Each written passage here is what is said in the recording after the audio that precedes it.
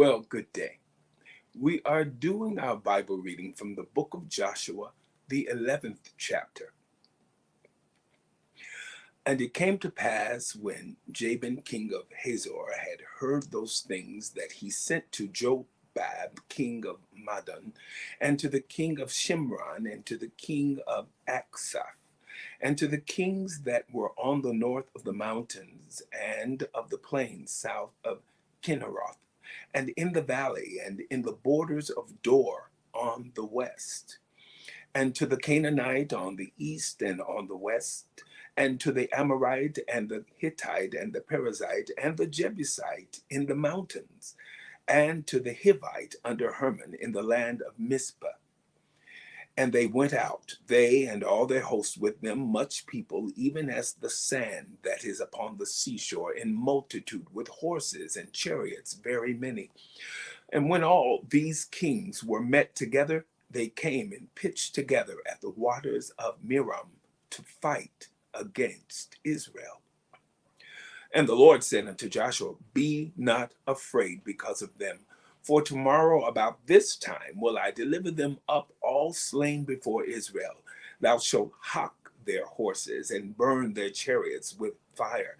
So Joshua came, and all the people of war with him against them by the waters of Merom suddenly, and they fell upon them. And the Lord delivered them into the hand of Israel, who smote them and chased them unto great Sidon, and unto Misrephoth Maim, and unto the valley of Mizpah eastward.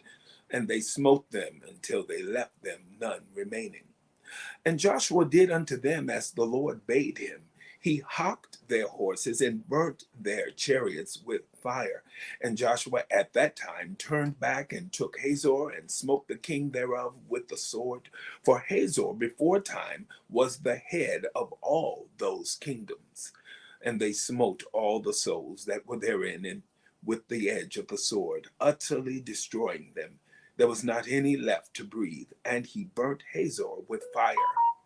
And all the cities of those kings and all the kings of them, and did Joshua take and smote them with the edge of the sword, and he utterly destroyed them as Moses the servant of the Lord commanded. But as for the cities that stood still in their strength, Israel burned none of them, save Hazor only. That did Joshua burn. And all the spoil of these cities and the cattle the children of Israel took for prey unto themselves. But every man they smote with the edge of the sword until they had destroyed them, neither left they any to breathe. As the Lord commanded Moses his servant, so did Moses command Joshua, and so did Joshua. He left nothing undone of all that the Lord commanded Moses. So Joshua took all that land, the hills, and all the south country, and all the land of Goshen, and the valley, and the plain, and the mountain of Israel, and the valley of the same, even from the Mount Halak that goeth up to Seir, even unto Baal Gad, in the valley of Lebanon, under Mount Heman. And all their kings he took, and smote them, and slew them. Joshua made war a long time with all those kings. There was not a city that made peace with the children of Israel, save the Hivites, the inhabitants of Gibeon.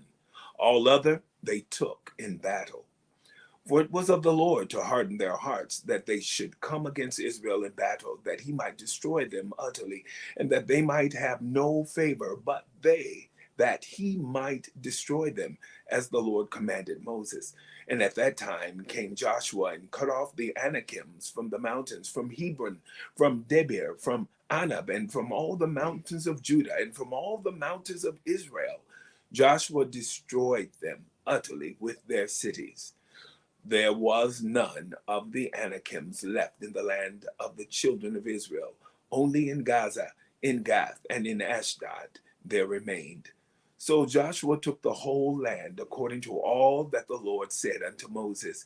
And Joshua gave it for an inheritance unto Israel, according to their divisions by their tribes. And the land rested from war. The book of Joshua, the 11th chapter. Have a wonderful day.